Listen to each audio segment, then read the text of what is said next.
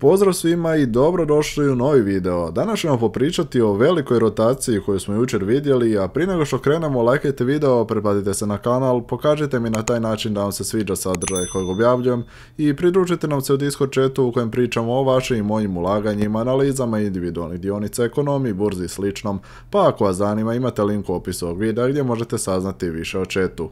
Uz chat i pristup našoj zajednici gdje se družimo, dobivate i pristup alatima kao što su Fastgraphs, Seeking Alpha i po novom Ticker Pro. Isto tako podsjećam vas da iskoristite priliku koja vam se nudi, ukoliko već niste, registrirajte se na Interactive Broker s pomoću linka koji je u opisu videa i dobit ćete besplatne dionice u vrijednosti do $1000, naravno ovisno o visini vašeg ulaganja u prvoj godini. Također zapratite Instagram kojeg sam nedavno pokrenuo, zove se Financije i samo financije, sve zajedno napisano. I možemo lagano krenuti s videom. Jučer je bio jedan jako zanimljiv dan na burzi, kao što možete vidjeti Dow Jones je bio tu negdje oko nule, S&P u minusu gotovo 1%, Nasdaq oko 2%, ali je zato Russell bio u plusu 3,5%. Russell inače predstavlja sve one small cap dionice koje su uglavnom bile zapostavljene svo ovo vrijeme, dok su one glavne, tehnološke, najveće kompanije koje su primarno u Nasdaqu rasle i sada se dogodio obrat. Pa ajde da vidimo što je zapravo bio razlog tog obrata.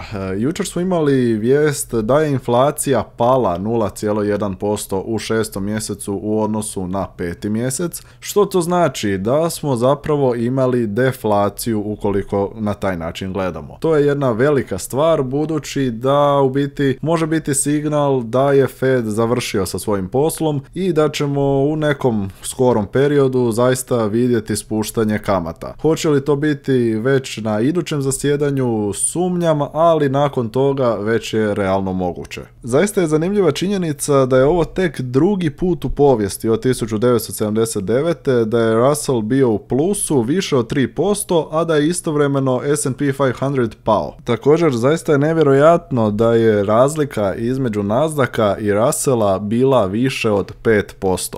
Imali smo povijesni dan kako god da pogledate. Sada trebamo zaključiti zbog čega je došlo do takve promjene. Pa vrlo je jednostavno. Budući da smo vidjeli znakove da inflacija zaista staje, možemo biti sigurni da će uskoro, kao što sam i rekao, doći do smanjenja kamatnih stopa. Što to znači za small cap i mid cap dionice? Znači da će one odjednom postati opet interesantne tržištu, budući da do sada naravno nisu bile toliko interesantne jer je dosta njih neprofitabilno. A ako su neprofitabilne, znači da se moraju zaduživati. Normalno u periodu kada su kamate visoke, znači da imate skupo zaduženje, nakupljanje duga i normalno veći rizik uopće za opstanak poslovanja. U ovom trenutku stvari se mijenjaju budući da imamo taj signal da bi kamate trebale ići dolje, što znači da će normalno zaduživanje biti povoljnije i upravo iz tog razloga sada se investitori, odnosno Wall Street, barem jučer je tako bilo, okreću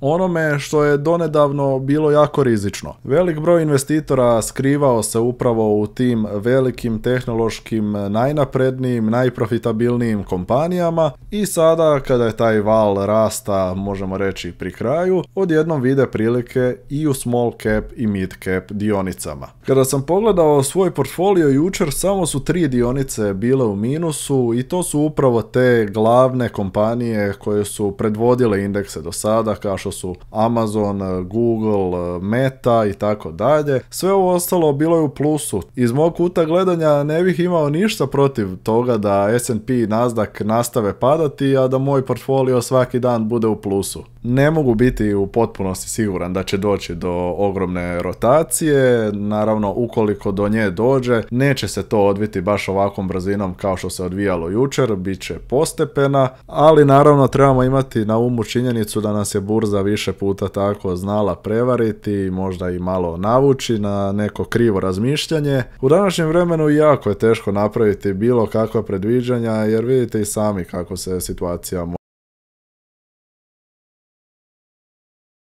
bude događalo. Prije nego što završim video, još vas jednom pozivam da zapratite Instagram Financije i samo financije. I to je bilo sve od mene za danas, nadam se da sam vam dao korisne informacije o tržištu, svakako ostavite u komentarima svoje mišljenje, lajkajte video, pretplatite se na kanal i pridružite nam se u Discord chatu. Hvala vam i vidimo se u idućem videu.